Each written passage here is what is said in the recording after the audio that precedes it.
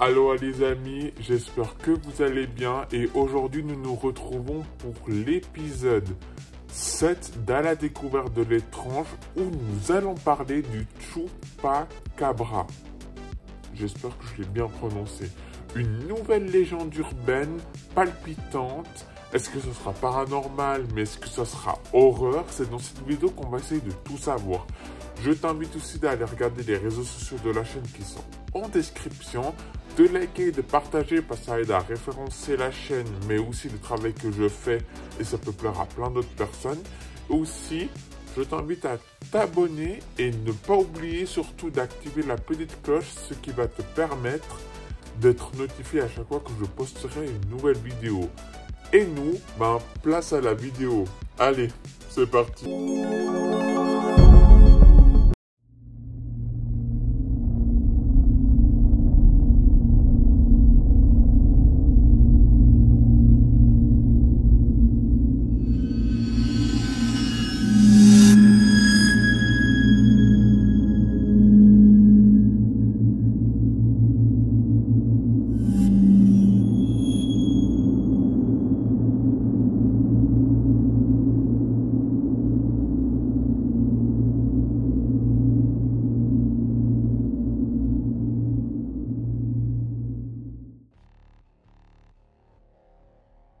Le Chupacabra est considéré comme un cryptide, qui est une créature ou un animal dont l'existence n'a pas été prouvée scientifiquement, mais qui fait état de nombreux témoignages rapportés, comme le Yeti par exemple.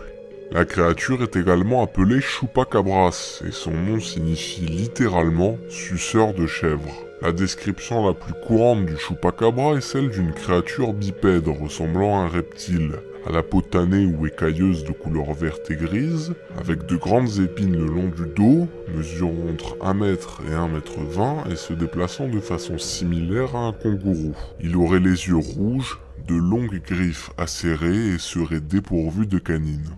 La légende du Chupacabra est devenue extrêmement populaire en Amérique dans les années 1990, après qu'à Porto Rico, des témoignages rapportant la mort de vaches et de chèvres vidées de leur sang aient été relayés dans les journaux El Vocero et El Nuevo Dia. Les premiers témoignages proviennent de la petite ville de Moca. La créature est donc d'abord surnommée El Vampiro de Moca, puis est ensuite appelée Chupacabra lorsque les témoignages se généralisent dans tout le pays. La légende prend de l'ampleur la première année, avec plus de 200 témoignages déclarant avoir vu la créature à Porto Rico. À partir des années 2000, le Chupacabra est décrit comme une créature se déplaçant à 4 pattes, et s'apparente plus à un chien sans poil qu'à une créature reptile hybride. Et on lui attribue également des canines. Cette transformation serait due à des erreurs journalistiques, mais elle peut également s'expliquer par des erreurs d'interprétation, qui associent d'autres animaux à l'hypothétique créature légendaire. Scientifique et sceptique, spécialisé dans la cryptozoologie. Il étudie, traque et démystifie l'hypothétique existence des cryptides. En 2011, il publie les résultats de sa longue enquête consacrée au Chupacabra, dans un livre qu'il intitule Tracking the Chupacabra. Je me base principalement sur son enquête pour lever le voile sur cette légende. Chupacabra signifie suceur de chèvre et la créature suce entièrement le sang de ses proies. Le Chupacabra de Porto Rico ressemble donc à une modernisation du mythe du vampire. Et le mythe du Chupacabra est apparu pour expliquer les morts d'animaux de l'époque, tués par un prédateur inconnu et supposément vidés de leur sang. Une discipline scientifique appelée la taphonomie se charge entre autres d'observer le processus de décomposition d'organismes pour comprendre leur fonctionnement, y compris les animaux. Radford s'est intéressé aux archives photos et aux rapports disponibles sur les animaux retrouvés morts mystérieusement avant, pendant et après les années 1990. Il découvrit que la quasi-totalité des cas impliquaient des morts par prédation tout à fait ordinaires. Leur sang n'avait pas été sucé, mais l'état des carcasses pouvait mener à de fausses interprétations des témoins, qui se sont amplifiées à cause du bouche à oreille et des médias. De plus, la technologie d'analyse ADN a rapidement progressé depuis les années 2000, et de nombreuses analyses génétiques ont été effectuées sur les carcasses d'animaux censés être des Chupacabras. Les analyses ADN ont révélé qu'il s'agissait d'espèces connues, ou parfois d'hybrides d'espèces connues, et souvent, les carcasses étaient presque dépourvues de poils. Ainsi, De très nombreuses observations rapportées comme étant le chupacabra s'avèrent être des canidés comme le coyote, souffrant de la gale, ce qui explique leur état affaibli, leur manque de poils et le fait qu'ils s'en prennent à des élevages. Incapables de chasser, ils vont chercher à se nourrir de la manière la plus simple en attaquant le bétail.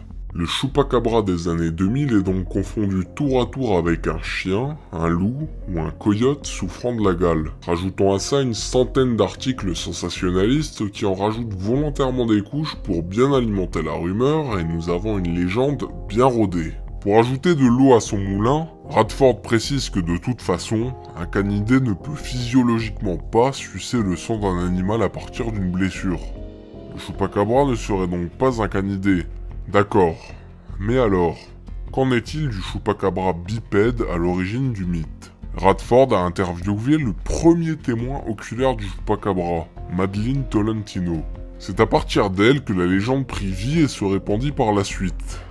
Radford conclut que le témoignage de Madeline était faux et qu'elle avait confondu la créature avec celle du film La Mutante qui y ressemble fortement. De plus, Madeline avait vu le film récemment et son témoignage, largement répandu, influença tous les autres. Radford parle de vagues de paranoïa et j'ai tendance à rejoindre son point de vue. Prenez un folklore local, des étrangements d'animaux qui s'accumulent et des témoins oculaires décrivant une créature inconnue. Il y a suffisamment d'éléments concrets en apparence pour créer un effet boule de neige.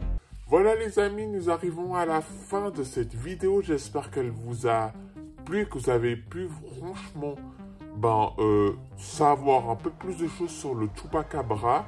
Est-ce que c'est du paranormal ou est-ce que c'est de l'horreur? À vous de me dire. Je t'invite aussi de regarder en description parce qu'il y a les réseaux sociaux de la chaîne. Si tu veux me suivre, je partage plus de contenu. Et aussi, n'hésite pas, vraiment pas, mais de liker et de partager, par exemple, à tout le monde entier ou à plein d'autres personnes. Et aussi, de t'abonner. Et surtout, ne pas oublier d'activer la cloche, ce qui te permettra d'activer les notifications pour plein d'autres vidéos. Et nous, on se retrouvera prochainement pour un nouvel épisode de Stranger Things Theory, pardon. Et dans la découverte de l'étrange. C'était Kevin. Allez, ciao tout le monde.